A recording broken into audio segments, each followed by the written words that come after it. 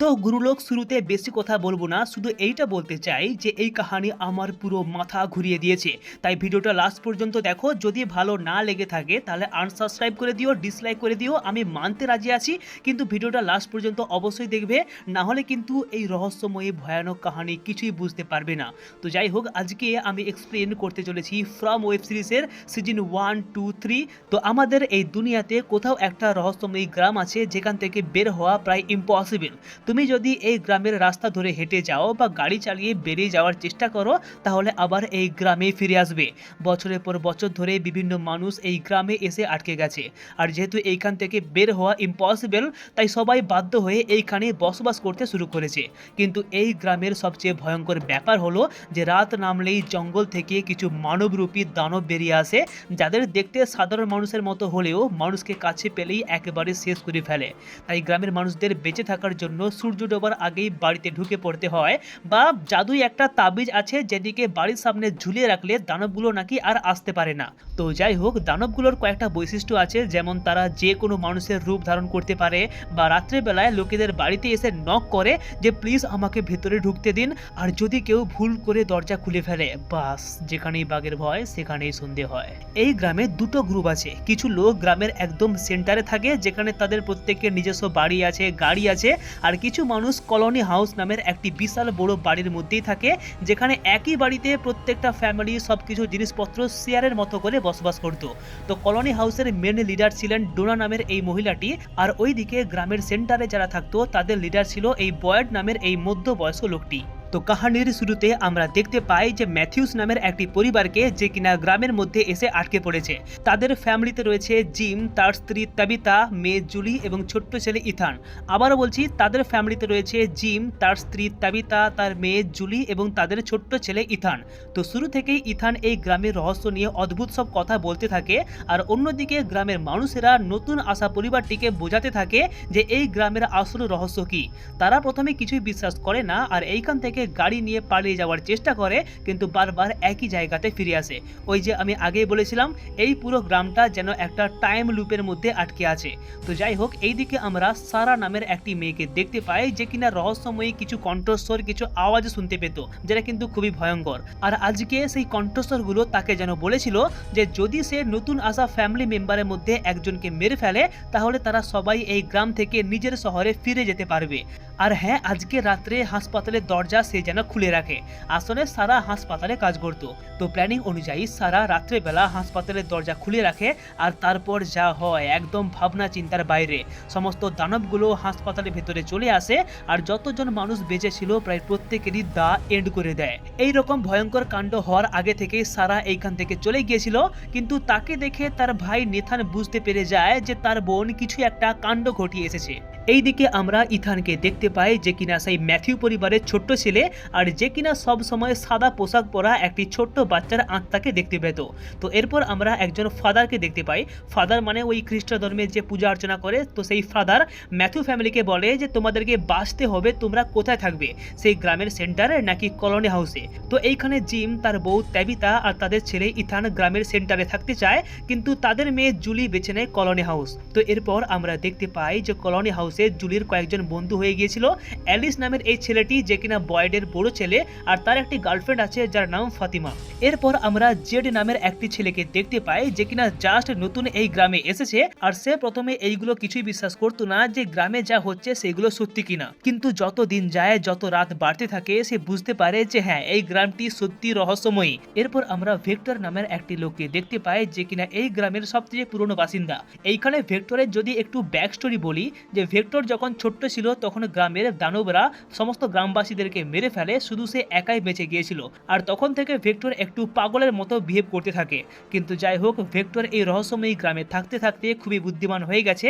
সে ভালো মতোই জানে কোনটা ঠিক, কোনটা ভুল, কোনটা টক, কোনটা ঝাল। এইদিকে ইথেন যেমন সাদা পোশাকে একটি বাচ্চার আত্মাকে দেখতে পেত, ঠিক তেমনি ভিক্টরও সাদা পোশাকে একটি বাচ্চা ছেলেকে দেখতে পায়। তো যাই হোক, ছোট্ট ছেলে আর ভিক্টরের মধ্যে খুব ভালো একটা বন্ধুত্ব হয়ে যায়, আর সে তাকে গ্রামের এমন কিছু জায়গায় ঘুরতে নিয়ে যায় যেগুলো অনেকেই প্রায় জানতোই না। ভেক্টর বাচ্চা বাচ্চাটিকে একটি অদ্ভুত বড় গাছ দেখায়, যেখানে তার মাঝে একটি বড় গর্ত ছিল, আর যদি কোনো অবজেক্ট, যদি কোনো বস্তু বা যদি কোনো মানুষ তার ভেতরে ঢুকে যায় তাহলে টেলিপোর্ট হয়ে সে অন্য জায়গায় চলে যাবে। ভিক্টর ছোট্টবেলা থেকে এমন কিছু ভয়ঙ্কর ছবি আঁকতো যেইগুলো হতে পারে মানুষের ভবিষ্যৎ বলে দেয়, আবার এমনটাও হতে পারে যে সেই ছবিগুলো কোনো মানুষের অতীত বলে দিতে পারত, কিন্তু প্রবলেম যে কেউই তারই কথা বিশ্বাস করতো না। এরপর আমরা সারাকে দেখতে পাই যে কিনা সেই রকম ধরনের আওয়াজ শুনতে পেত, আর এইবার সেই আওয়াজগুলো তাকে যেন বলেছিল যে সেই ছোট্ট ছেলে ইথেনকে মেরে ফেলতে। তো আদেশ অনুযায়ী যখন সারা ইথেনকে কিডন্যাপ করে নিয়ে চলে যেতে যাবে, ঠিক তার আগেই তার ভাই এসে তাকে আটকে দেয়, আর এইখানে দুজনের মধ্যে এমন মারপিট হয় যে সারা নিজের ভাইকে মেরে ফেলে। তারপর ফাদার সেই মেয়েটিকে মানে সারাকে ধরে নিয়ে একটি আন্ডারগ্রাউন্ডে নিয়ে আসে, কারণ সে জানতো যে সারা ইতিমধ্যেই খুব বড় একটা খুন করে ফেলেছে, আর যদি এই ব্যাপারটা পুরো গ্রামের লোক জেনে যায় তাহলে কিন্তু সারার দা এন্ড হয়ে যেতে পারে। তো এইখানে ফাদার মেয়েটিকে শুনতে পাওয়া সেই রহস্যময়ী কণ্ঠস্বর সম্পর্কে জানতে চায়, কিন্তু মেয়েটি কিছুই বলতে চায় না। তারপর সারা পেন পেপারের মাধ্যমে এমন কিছু ছবি এঁকে দেখায়, এমন কিছু লিখে যেইগুলো দেখে ফাদারের পুরো হোশ উড়ে যায়। সে বিশ্বাসই করতে পারেনি যে এটাও সম্ভব বলে। এইদিকে জেড একটি গুহার ভেতরে গিয়ে অদ্ভুত কয়েকটা চিহ্ন দেখতে পায়, তাছাড়া রেডিওতে কিছু অদ্ভুত সিগন্যাল শুনতে পায়। তাই সে সিদ্ধান্ত নেয় যে গ্রামের মধ্যে একটি বড় অ্যান্টেনা বসাবে, আর জিমের সঙ্গে অ্যান্টেনা বসানোর প্ল্যানিংও করে, কিন্তু সেটি শেষ পর্যন্ত সফল হয় না। তো পরের দিন কেনি নামের এক ছেলের মা জেডকে একটি ছোট্ট ডায়েরি দেখায়, যেখানে সেই ধরনের একই সিম্বল আঁকা ছিল যেটিকে জেড আগের দিন গুহার ভিতরে দেখতে পেয়েছিল। সেই ডায়েরিতে এমন কিছু লেখা আছে, আর ভেক্টরের একটি ইয়ং বয়সের ছবি ছিল। তো এইগুলো দেখে জেড বুঝতে পারে যে না, ভেক্টর কোনো পাগল আদমি নয়, সে যা করার চেষ্টা করছে সেটি অ্যাকচুয়ালি আমাদের জন্যই ভালো হবে। অন্যদিকে জিম এবং তার বউ তেবিতা আবিষ্কার করে যে গ্রামের মধ্যে যে বৈদ্যুতিক তারগুলো রয়েছে না, ওইগুলোর ভেতরে কোনো ধাতব অংশ নেই, অর্থাৎ বাস্তব বিজ্ঞানের নিয়ম অনুযায়ী ওই তারগুলো কাজ করার কোনো কথাই নয়। তবুও পুরো গ্রামে বিদ্যুৎ চলছে কিভাবে? How it's possible? তাবিতা মাটি খুঁড়ে দেখার চেষ্টা করে যে এই তারগুলো অ্যাকচুয়ালি কোথা থেকে আসছে। এইদিকে আমরা বয়েডকে দেখতে পাই যে কিনা নিজের অতীত নিয়ে খুব প্রবলেমে ছিল। আসলে সে তার বউকে গুলি করে মেরে ফেলেছিল যখন তার বউ পাগল হয়ে গিয়েছিল, আর এই ব্যাপারটা নিয়ে তার ছেলের সঙ্গে রিলেশন খুব একটা ভালো নয়, প্রায় ঝগড়া লাগতো। কিন্তু যাই হোক, ফ্যামিলি প্রবলেমকে বাদ দিয়ে সে এখন ডিসাইড করে যে গভীর জঙ্গলের ভেতরে যাবে এই রহস্যময়ী গ্রাম সম্পর্কে আরো জানতে। কিন্তু ফাদার তাকে বলে যে সারা কিন্তু রহস্যময়ভাবে কিছু কণ্ঠস্বর শুনতে পায়, তাই তোমার উচিত সারাকে সঙ্গে নিয়ে জঙ্গলে নিয়ে যাওয়া। যদি কোনো কানেকশন থেকে থাকে তাহলে তুমি আমাকে জানাতে পারবে। আর এইদিকে আমরা কলোনি হাউসকে দেখতে পাই, যেখানে রাত্রেবেলা একটি দানব একজন লোককে ম্যানিপুলেট করে ভুলভাল বুঝিয়ে দরজা খুলতে বলে, আর যখন সেই লোকটি দরজা খুলে দেয় তারপর প্রায় অনেকগুলো দানব ভেতরে চলে আসে আর বহু মানুষকে প্রাণে মেরে ফেলে। কিছু মানুষ অজ্ঞান হয়ে যায়, আর কিছু মানুষ এই কলোনি হাউস ছেড়ে দিয়ে গ্রামের সেন্টারে বয়েডের কাছে চলে যায়, আর সেই দিনই রাত্রেই ফাদার মারা যায়। তো পরের দিন রাত্রে আমরা একটি জঙ্গলের মধ্যে জুলি আর ভিক্টরকে দেখতে পাই, যারা কিনা দৌড়েছিল। আর এইখানে একটি ঘটনা ঘটে যে ভিক্টর জুলিকে সেই গাছের ভেতরে ঢুকিয়ে দেয়, আর জুলি টেলিপোর্ট হয়ে অন্য একটি জায়গাতে পৌঁছে যায়, আর ভিক্টর কোথায় চলে যায় তা আর দেখানো হয় না। তো পরের দিন সকালে বয়েড সারাকে সঙ্গে নিয়ে গভীর জঙ্গলের ভেতরে যায়, আর কিছু দূর যাওয়ার পর সে একটি বোতলের গাছ দেখতে পায়, মানে একটি গাছে অনেকগুলো বোতল ঝোলানো ছিল। আর ঠিক তখনই সারা চিৎকার করে বলে যে সে একটি কণ্ঠস্বর শুনতে পাচ্ছে, যেটা তাকে ওয়ার্নিং দিচ্ছিল যে এর আগে যেতে না, কারণ জঙ্গলের ভেতরে দানবের থেকেও ভয়ঙ্কর জিনিস অপেক্ষা করে আছে। সেই দিন রাত্রে তারা যখন তাঁবু খাটিয়ে বসেছিল, হঠাৎ বাইরে ঝড় বৃষ্টি শুরু হয়ে যায়। কিন্তু পরের দিন সকালে ঘুম থেকে উঠে দেখে যে তাদের সামনে চারিদিকে মাকড়সা জালে ছেয়ে গেছে, আর এইখানে একটি মাকড়সা বয়েডকে কামড়ে দেয়। লোকটির অবস্থা এতটাই খারাপ হয়ে যায় যে সে হাঁটতেও পারছিল না। আর তারা দূরে একটি লাইট হাউস দেখতে পায়। বয়েডের এমনটা মনে হচ্ছিল যে এই লাইট হাউসের মাধ্যমে হয়তো তারা বেঁচে যেতে পারে, কিন্তু তার অবস্থা এতটাই খারাপ যে সারা লোকটিকে সেই রহস্যময়ী গাছের ভেতরে ঢুকিয়ে দেয়, আর এইখানে বয়েড টেলিপোর্ট হয়ে অন্য জায়গাতে পৌঁছে যায়। আর এইদিকে জিম এবং জেড কলোনি হাউসের বাড়ির মাথায় একটা বিশাল অ্যান্টেনা তৈরি করে রেডিওর মাধ্যমে সিগন্যাল ধরার চেষ্টা করতে থাকে। জিম একটি আওয়াজ শুনতে পায়, যেটা কিনা তাকে ওয়ার্নিং দিচ্ছিল যে তেবিতা মাটির নিচে যে গর্তটি খুলেছে না, তা কিন্তু খোলা একদমই উচিত হয়নি, এতে আরো ভয়ঙ্কর বিপদ বাড়তে পারে। কিন্তু তেবিতা গর্ত খুলতে খুলতে হঠাৎ নিচে একটি বেসমেন্টে ভেঙে পড়ে যায়, আর আর জানতে পারে যে এই তারগুলো যেটা কিনা পুরো গ্রামে বিছিয়ে আছে, এই তারগুলো অন্য কোনো মেশিনের সঙ্গে কোনো কানেকশন নেই, মানে তারগুলো গ্রামের বাইরে যাচ্ছেই না, এইখানেই শেষ। মেয়েটা কিছুই বুঝতে পারে না ব্যাপারটা কি, কিন্তু ঠিক তখনই পেছন থেকে কয়েকটা দানব চলে আসে আর ঠিক সেই সময় ভিক্টর এসে তাকে বাঁচিয়ে এইখান থেকে ওপরে তুলে নিয়ে চলে যায়। সে বলে যে ওই বেসমেন্টে অনেক দানবেরা বসবাস করে, তোমার এইখানে আসা একদমই উচিত হয়নি। তো কিছুদিন পর আমরা দেখতে পাই যে গ্রামে আবারও বাস ভর্তি নতুন কিছু লোকেরা এইখানে ঘুরতে আসে, কিন্তু তারা জানতো না যে তারা কোথায় এসে পড়েছে।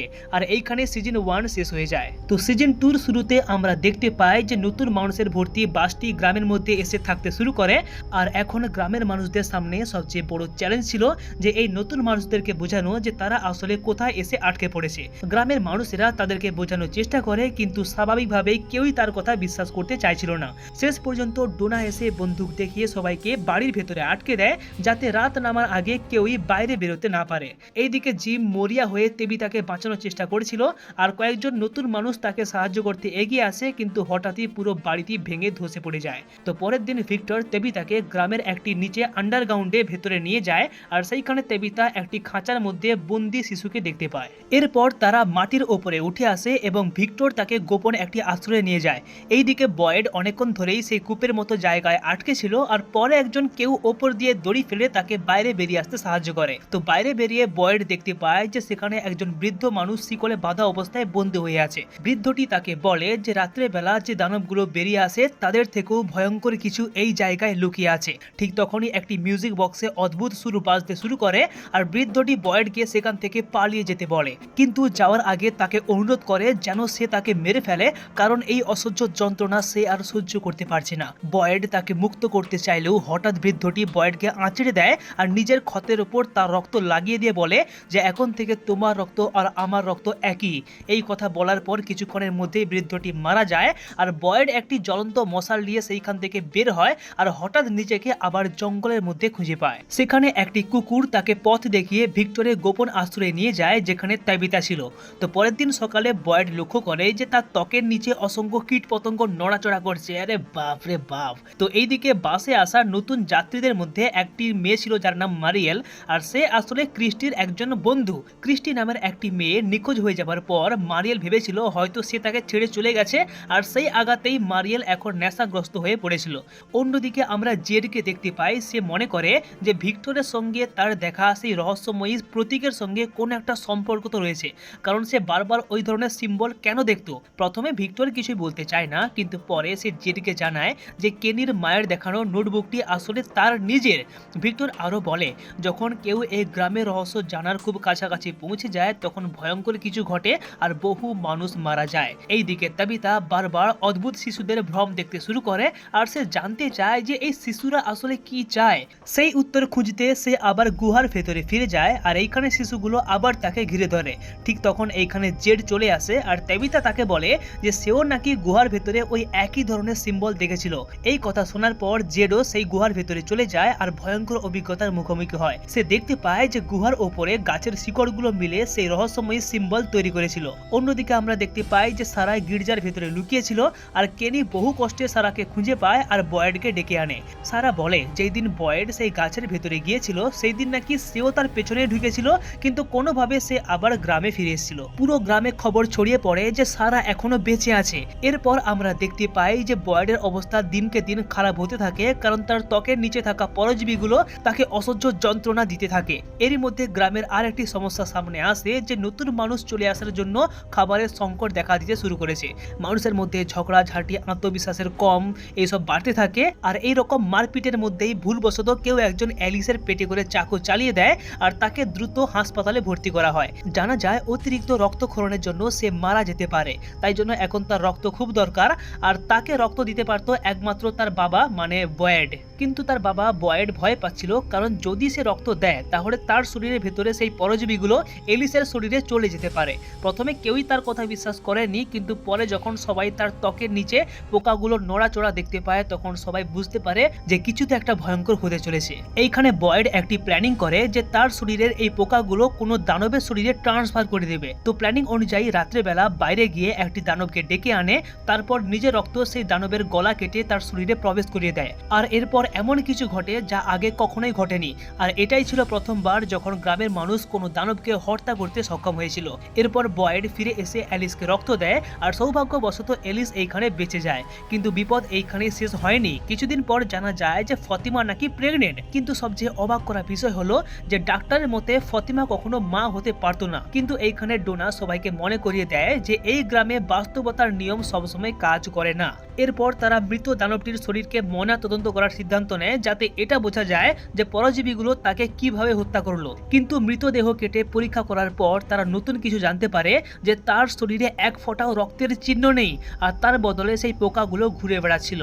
একই সময়ে গ্রামের বিভিন্ন মানুষ ভয়ঙ্কর সব ভ্রম দেখতে শুরু করে, আর পরিস্থিতি এতটাই খারাপ হয়ে যায় যে সেই ভ্রমগুলো ধীরে ধীরে বাস্তব জগতেও এফেক্ট ফেলতে শুরু করেছিল। সবচেয়ে ভয়ঙ্কর ব্যাপার হলো যে একটি মেয়ে ঘুমের মধ্যেই মারা যায়, আর তার শরীরে এমন আঘাতের চিহ্ন ছিল যেন কোনো দানব তাকে কেটে কেটে খেয়েছিল। ঘুমিয়ে থাকা অবস্থায় পুরো শরীরে পোকাগুলো এসে আক্রমণ করত, আর কিছু মানুষ ঘুমন্ত অবস্থায় একটি মিউজিক্যাল বক্সের ভিজুয়াল দেখতে পেত। আর পুরো গ্রামে এত বছর ধরে গ্রীষ্মকাল চলে আসছিল, কিন্তু হঠাৎ করে সেইখানে শীতকাল চলে আসে। এতগুলো ঘটনা একসঙ্গে হওয়ার পর পুরো গ্রামে আতঙ্ক ছড়িয়ে পড়ে, আর মানুষ বুঝতে পারে যে এখন আর শুধু রাতে জেগে থাকলেই নিরাপদে থাকা যাবে না, কারণ ঘুমের মধ্যেও মৃত্যু আসতে পারে। এইদিকে তাবিতা সেই রহস্যময়ী বাচ্চাদের সম্পর্কে আরো জানতে চায়, তাই ভিক্টর তাকে নিয়ে যায় বহু বছর ধরে সংগ্রহ করে রাখা গাড়ির কবরস্থানে। সেইখানে গিয়ে ভিক্টর নিজের আঁকা সেই অসংখ্য ছবিগুলোকে তাকে দেখায়, আর সেই সঙ্গে এটাও বলে যে ছোট্টবেলায় তার একটা বোন ছিল, আর যেই দিন গ্রামের প্রায় সবাই মারা গিয়েছিল সেই দিন কেন জানি না তার বোন হঠাৎ করে নিখোঁজ হয়ে যায়। ভিক্টর বিশ্বাস করত যে এই ভয়ঙ্কর ঘটনার পেছনে তার মা মিরান্ডার একটি বড় প্ল্যানিং ছিল। ভিক্টরের মা মিরান্ডা বিশ্বাস করত যে গ্রামের এই রহস্যময়ী বাচ্চাদেরকে বাঁচাতে পারলে হয়তো সবাই এইখান থেকে বাড়ি ফিরে যেতে পারবে। সেই কারণেই মিরান্ডা ওই রহস্যময়ী লাইট হাউসের দিকে গিয়েছিল।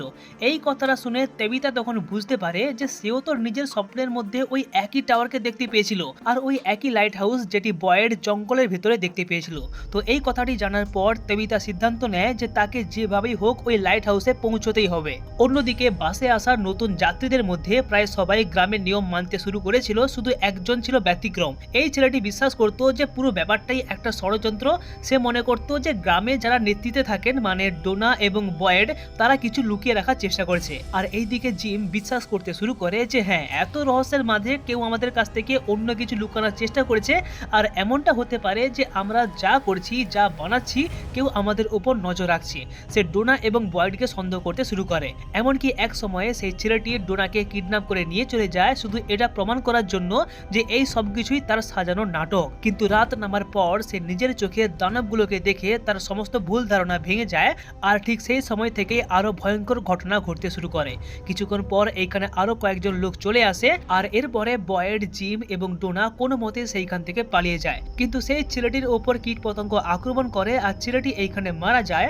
আর একই সময় আমরা দেখতে পাই যে গ্রামের ভেতরে জুলি এবং মার্কেলের ওপরেও সেই পোকাগুলো আক্রমণ করেছিল। মানে এমনটা মনে হয় যেন তিনজন ভয়ঙ্কর অভিশাপের দিকে শিকার হয়েছে।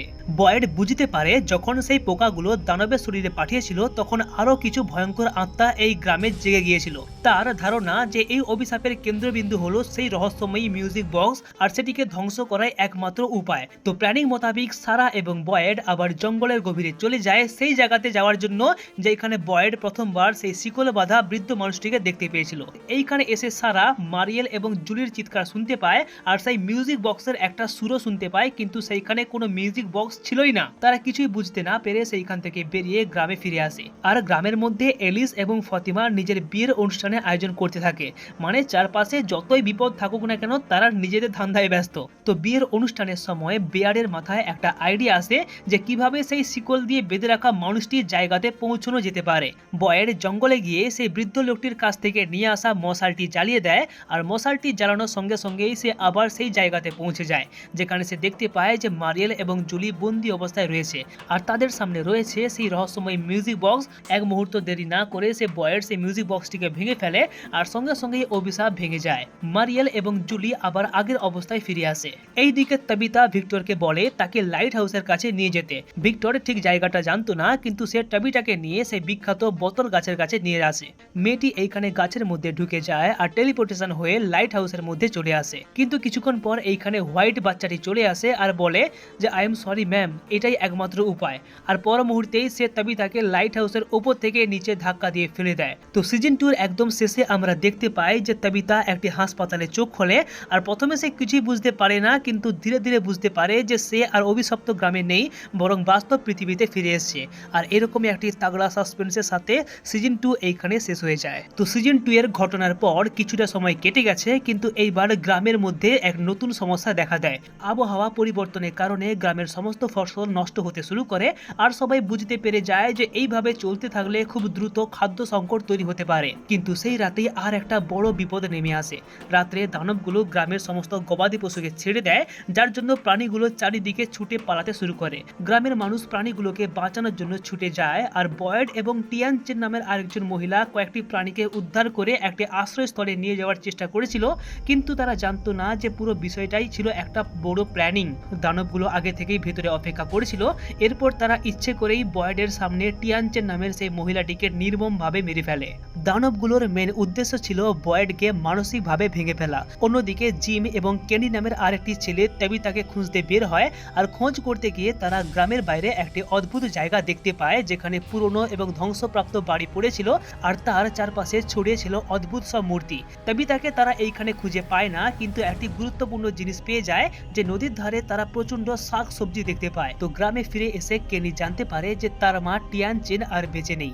এই ঘটনায় সে পুরোপুরি ভেঙে পড়ে। এইদিকে জিমের কাছে একটি রহস্যময় ফোন আসে, আর ফোনটি করছিল তারই মৃত ছেলে থমাস। প্রথমে জিম মনে করতো যে এটা হয়তো কোনো স্বপ্ন বা ভ্রম হতে পারে, কিন্তু একদিন ইথান মানে সেই জিমের ছোট্ট ছেলে, সেও কিন্তু ওই একই রকমের ফোন রিসিভ করেছিল আর কারোর সঙ্গে কথা বলতে থাকে। তো ফোনের ওই পাশে কণ্ঠস্বর ইথানকে বলতে থাকে যে তার মা খুবই শীঘ্রই ফিরে আসবে। তো এইদিকে তাবিতা, যে কিনা বর্তমান জগতে রয়েছে, তো একটি হাসপাতালে তার জ্ঞান আসে, আর সে খুব ভালো করে জানে যে যদি পুরনো ঘটনা কাউকে বলে তাহলে সবাই তাকে পাগল ভাববে, আর এই কারণেই সে হাসপাতাল থেকে পালিয়ে যায়। এরপর সে ভিক্টরের লাঞ্চ বক্সে একটি ঠিকানা দেখতে পায়, আর সেই ঠিকানা ধরে সে ভিক্টরের বাড়িতে পৌঁছে যায়। সেখানে তার সঙ্গে দেখা হয় ভিক্টরের বাবা হেনরির সঙ্গে। প্রথমে হেনরি তাবিতার কোনো কথাই বিশ্বাস করতে চায় না, কিন্তু যখন তাবিতা লাইট হাউস, রহস্যময় শিশু, গ্রামের কথা বলতে শুরু করে, তখন লোকটি বিশ্বাস করে আর জানায় যে বহু বছর আগে তার স্ত্রী মিরান্ডাও ওই একই ধরনের ভিশন দেখতে পেত। মিরান্ডা বারবার একটি রহস্যময় গ্রামের ছবি আঁকতো, আর তার বিশ্বাস ছিল যে তাকে নাকি বিশেষভাবে বেছে নেওয়া হয়েছে ওই শিশুদেরকে বাঁচানোর জন্য। তো এমন করেই একদিন মিরান্ডা আর তার দুই বাচ্চা মানে ভিক্টর আর ভিক্টরের বোন হঠাৎ করে নিখোঁজ হয়ে যায়। এরপর হেনরি তাবিতাকে মিরান্ডার রেখে যাওয়া সমস্ত আঁকা ছবি দেখায়, কিন্তু সবচেয়ে অবাক করার বিষয় হলো যে তাদের বাড়ির পেছনেও ওই একই রকমের একটি বটল ট্রি ছিল, আর হেনরি বলে আসল গাছটি অন্য জায়গায় রয়েছে, আর তার বউ মিরান্ডা ওই আসল গাছটিকে দেখে দেখে নকল একটি গাছ এইখানে তৈরি করে নিয়েছিল। এরপর হেনরি এবং তাবিতা একই সঙ্গে সেই গ্রামে যাওয়ার সিদ্ধান্ত নেয়, কিন্তু পথে তাদের গাড়ি দুর্ঘটনার শিকার হয়। জ্ঞান ফিরে আসার পর তারা দেখতে পায় যে তারা অদ্ভুত একটি অ্যাম্বুলেন্সের ভেতরে শুয়ে আছে, আর ঠিক তখনই সেই ভয়ঙ্কর ঘটনা আবার ঘটে। অ্যাম্বুলেন্সটিও শেষ পর্যন্ত সেই ভয়ানক গ্রামের মধ্যে পৌঁছে যায়, যার জন্য এইবার শুধু তাবিতা নয় বরং হেনরি আরো কয়েকজন মানুষ সেই গ্রামের মধ্যে আটকা পড়ে গিয়েছিল। তো রাত্রিবেলা অ্যাম্বুলেন্সটি হঠাৎ থেমে যায়, কারণ রাস্তার মাঝখানে একটি মৃতদেহ পড়েছিল। দুজন ডাক্তার ভেবেছিল হয়তো কারো সাহায্যের প্রয়োজন, কিন্তু আসলে সেই লোকটি ছিল দানব, আর সেই দানবটি এইখানে দুজন ডাক্তারকে প্রাণে মেরে ফেলে। এইদিকে ফতেমার অবস্থা দিন দিন আরো খারাপ হতে থাকে, আর যখন অ্যাম্বুলেন্সে থাকা একটি আল্ট্রাসাউন্ড মেশিন দিয়ে পরীক্ষা করা হয়, তখন দেখা যায় যে তার পেটে কোনো বাচ্চা নেই। এই রিপোর্টটি সবাইকে হতবাক করে দেয়। এইদিকে তাবিতা তার ফ্যামিলি গ্রামের মানুষের কাছে ফিরে আসে, কিন্তু সবাই তাকে প্রশ্ন করেছিল যদি সে সত্যি গ্রামের বাইরে যেতে পারে তাহলে পুলিশ বা অন্য কাউকে খবর দেয়নি কেন। মানে গ্রামের লোকজন সবাই তাবিতাকে দোষ দিতে থাকে। তো যাই হোক, এরপর বোতল ট্রি নিয়ে নতুন করে আলোচনা শুরু হয়। কয়েকজন সিদ্ধান্ত নেয় যে তারা ওই গাছটিকে ব্যবহার করে লাইট হাউসে পৌঁছানোর চেষ্টা করবে, কিন্তু প্রথম ব্যক্তি গাছের ভেতরে প্রবেশ করা মাত্র সে সরাসরি একটি সুইমিং পুলের দেওয়ালের ভেতরে গিয়ে আটকে মারা যায়। এই ঘটনা দেখার পর আর কেউই সাহস করে সেই গাছটিকে ব্যবহার করতে যায় না। এইদিকে বহু বছর পর ভিক্টর তার বাবার সঙ্গে দেখা করে, আর এই সময় ভিক্টর বুঝতে পারে যে হঠাৎ করে গ্রামের আবহাওয়ার পরিবর্তন হওয়াটা এটা কিন্তু খুবই খারাপ একটা ব্যাপার। ভিক্টর অতীতের সেই রাতের কথা মনে করার চেষ্টা করে যেদিন গ্রামের প্রায় সবাই মারা গিয়েছিল। ধীরে ধীরে সে মনে করতে থাকে ক্রিস্টোফার নামের একজন মানুষের কথা। ক্রিস্টোফার নামের লোকটি সবসময় একটি পুতুলের সঙ্গে কথা বলতো, আর ভিক্টরের বিশ্বাস ছিল যে ওই পুতুলটি গ্রামের রহস্য সম্পর্কে হয়তো অনেক কিছু জানতো। কিন্তু সমস্যা হলো যে পুতুলটি লুকিয়ে আছে সেই গুহার ভেতরে মানে আন্ডারগ্রাউন্ডে, যেখানে দানবগুলো ঘুমিয়ে থাকে। কিন্তু যাই হোক, পরবর্তীকালে ভিক্টর এবং হেনরি সেইখানে গিয়ে শেষ পর্যন্ত পর্যন্ত পুতুলটিকে খুঁজে পায়, কিন্তু পরে ভিক্টর বুঝতে পারে যে আসলে পুতুলটি কোনো কথাই বলতে পারে না। আসলে ক্রিস্টোফারের সঙ্গে কথা বলতো সেই হোয়াইট বাচ্চাটি, মানে সাদা বাচ্চাটি। হোয়াইট বয় একসময় ক্রিস্টোফারকে এই বাচ্চাগুলোর সত্যিটা বলেছিল যে শিশুগুলো অন্ধকারে জন্মেছিল এবং অন্ধকারে মারা গিয়েছিল। ক্রিস্টোফার সেই কাহিনী বিশ্বাস করেনি, কিন্তু ভিক্টরের মা মিরান্ডা বিশ্বাস করেছিল, তাই সে বাচ্চাগুলোকে বাঁচানোর জন্য এগিয়ে আসে। কিন্তু দুর্ভাগ্যবশত বটলটির কাছে পৌঁছানোর আগেই সে মারা যায়, আর সেই রাতেই গ্রামের প্রায় সবাই মারা গিয়েছিল। তো বর্তমানে ফিরে এসে ভিক্টর বটলটিকে কেটে ফেলার সিদ্ধান্ত নেয়, কিন্তু হোয়াইট বয় এসে তাকে থামিয়ে দিয়ে বলে যে এই গাছটা কিন্তু খুবই ইম্পর্টেন্ট। এইদিকে আমরা ফতেমাকে দেখতে পাই, যার অবস্থা খুবই খারাপ হতে থাকে। সমস্ত আল্ট্রাসাউন্ড পরীক্ষা করে কিছু না পাওয়া গেলেও সে বিশ্বাস করেছিল যে তার পেটে সত্যি কিছু একটা রয়েছে। এলিস এবং বয়েড তাকে জঙ্গলে লুকিয়ে রাখে। এইখানে একটি ছেলে বিশ্বাস করতো যে ফতেমার পেটে যে বাচ্চাটি রয়েছে, হয়তো সেই বাচ্চাটি তাদেরকে এই গ্রাম থেকে মুক্তি দিতে পারে। এইদিকে জেড বটলটি নিয়ে গবেষণা করতে গিয়ে কিছু নম্বর খুঁজে পায়, কিছু মিস্টেরিয়াস নম্বর খুঁজে পায়। সে বুঝতে পারছিল না এই নম্বরগুলোর মানে কি। পরবর্তীকালে তাবিতা এমন একটি অদ্ভুত জায়গায় যায় যেখানে লাল রঙের পাথর ছিল, আর সেইখানে গিয়ে তার মনে হয় যেন ওই জায়গাটি সে আগে থেকে চেনে। এইদিকে সারা কারো কণ্ঠস্বর শুনতে পায়, আর সেই কণ্ঠস্বরগুলো তাকে বলছিল যে ফতেমাকে অপহরণ করা হয়েছে। সারা এই ব্যাপারটা বয়েডকে জানায়, আর বয়েড পুরো গ্রামকে নিয়ে ফতেমাকে খুঁজতে বেরিয়ে যায়।